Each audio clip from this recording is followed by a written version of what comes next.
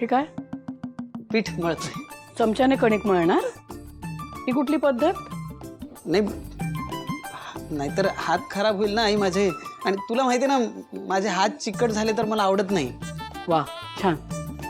म्हणजे कणकेचा मऊसूत गोळा तयार करायचा आहे, पण हाताला पीठ लागता कामा नये. हरीश, पोळ्या जर मऊसूत हव्या असतील तर कणकेचा गोळा छान मळून घ्यायला हवा आणि त्यासाठी दोन्ही हातांचा वापर करायला हवा. ते पीठ छान एकसूट करायला. हो बाजूला. मी कशाबद्दल बोलते कळतंय का? आठवण येते का सिंचनाची? उत्तर नाही दिलंस तरी चेहरा सांगतोय आठवण येते, बोलायचंय. पण मग ते इथे राहून कसं होणार आहे? काय करू गाई मी? मला या चिडचिडीचा खूप कंटाळा आलाय. सतत चिडचिड करत असते ती माझ्यावर. मग काय मुक्काम इथेच? नाही, ऍक्च्युली मला सुद्धा आमच्या घरी जावं असं वाटतं काही. पण काय? हरीश, अरे बायको बरोबर जर भांडण मिटवायचं असेल तर पाठ फिरवून कसं चालेल? संसाराचं असंच असतं रे. संसार म्हणजे दोन्ही माणसांनी एकमेकांना समजून घ्यायचं असतं. एखाद दिवस तू समजून घ्यायचं, एखाद्या दिवशी तिने. पाठ फिरवून भांडणं मिटणार नाहीत बरं.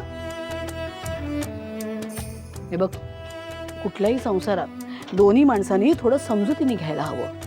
नाहीतर तुमचं संसाराचं कणिक मुरणार कसं? आई अगं, सिंचना कमवत होती आणि मी घरात बसून होतो, तेव्हा तिला त्याचा प्रॉब्लेम होता. मी मग मनापासून प्रयत्न करायला सुरुवात केली. आई, मी बरेच बिझनेस करण्याचा प्रयत्न केला, पण एकाही बिझनेसमध्ये मला यश मिळालं नाही. आपल्या समाजात माहिती नाही तुला, मुलाचं करिअर होणं हे खूप जास्त इम्पॉर्टंट असतं.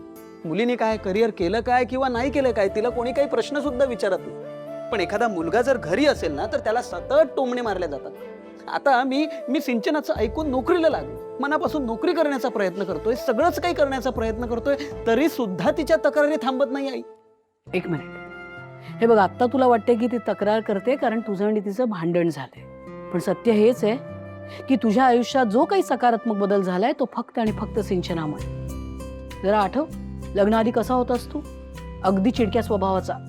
जरा मनासारखं झालं नाही, जरा खुट्ट झालं की झालं. किती चिडचिड करायचास. आम्ही तुला म्हणायचो नोकरी कर हरीश, नोकरी बघ.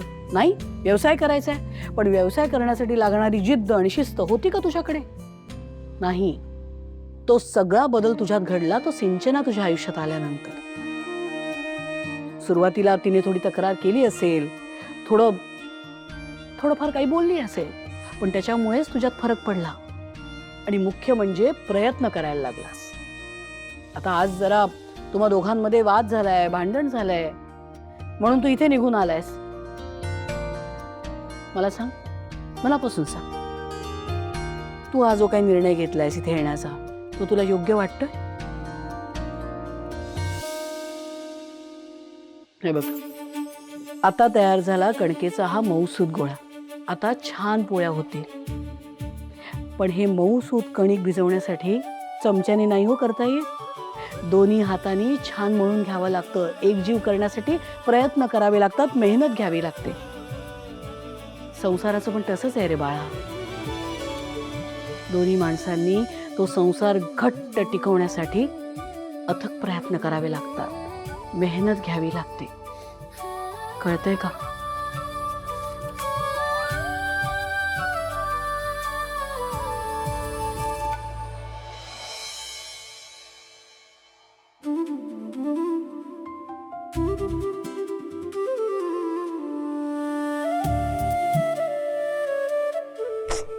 काय करू का मिस्टर कानेटकरांना मेसेज? बरे असतील ना ते?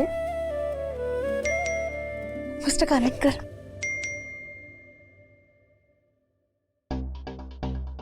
विश्वाचा मेसेज, तोही आत्ता?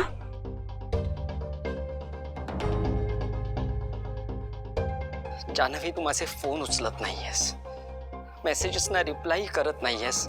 हे बघ, मला माहिती आहे तू माझ्यावर चिडलीयस, पण फक्त मला एवढंच सांग, तू घरी आलीयस ना? जयंतच्या घरी नाहीयेस ना सध्या?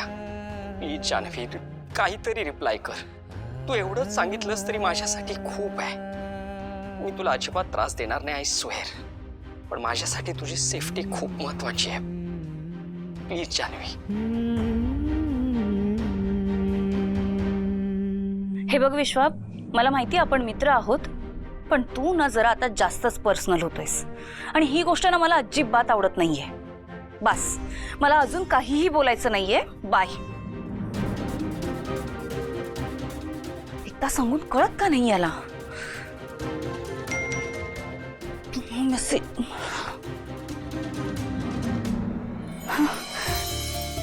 मिस्टर कानेटकरांचा मेसेज.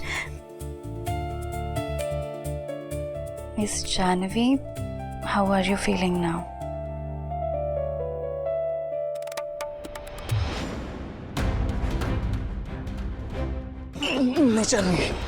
दुपारी मला असं का झालं? मिस्टर कानेटकरांच्या घरी गेल्यावर मला असे भास का होत होते?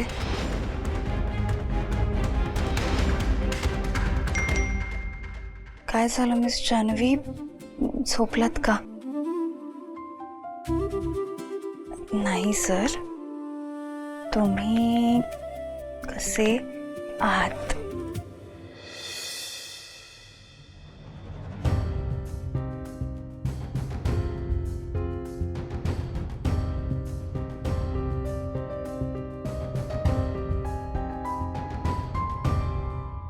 डोकं चेपून देते मी जरा.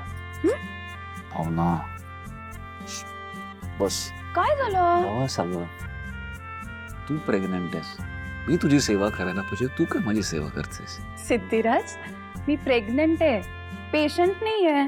काय झालं मी तुमचं डोकं चेपून दिलं तर? आणि संध्याकाळपासून बघतेय मी, तुम्ही खूप टेन्शन मध्ये आहात. सतत डोक्यात काहीतरी विचार चालू आहे तुमच्या. विचार तर चालूच आहे. भावना अगं, त्या जोगतिणीचा चेहरा आठवतोय का तुला? आणि ते गुरुजी आणि ती जोगतीण अगदी सेम टू सेम बोलले. आणि घरच्यांनी लगेच विश्वास ठेवला त्यांच्यावरती. तुला हे सगळं विचित्र नाही वाटत? सिद्धिराज, तुम्ही ना या सगळ्याचा खरंच खूप जास्त विचार करताय. तुम्हीच मला सांगा, ती जोगतीण खोटी कशी असेल? आणि गुरुजींना तर आपल्या घरच्यांनीच बोलवलं होतं ना. हे बघा, मला माहिती आहे काही दिवसांपूर्वी घरातल्यांचं माझ्याबद्दल चांगलं मत नव्हतं. ते माझ्याबद्दल चांगला विचार नव्हते करत, पण मग सगळी परिस्थिती बदलली ना. आजी किती बदलल्या, त्या माझी किती काळजी करत होत्या, आठवतंय ना तुम्हाला? आणि सगळ्यात महत्वाचं म्हणजे आपण जेव्हा बाळाची बातमी सांगितली तेव्हा किती खुश झाले सगळे. नाही, खुश तर झाले, पण आता आपल्या बाळाच्या बाबतीत काय बोलतायत ते कळलं ना. हे बघा, सगळ्यांच्या मनात आत्ता खूप भीती आहे ना, म्हणून सगळे असं बोलताय. एकदा आपलं बाळ घरात आलं ना की सगळ्यांचा राग निवळेल. सगळे त्याच्यावर इतकं प्रेम करतील ना, सगळे खुश होतील, सगळे त्याची काळजी करतील. मला खात्री आहे खरंच.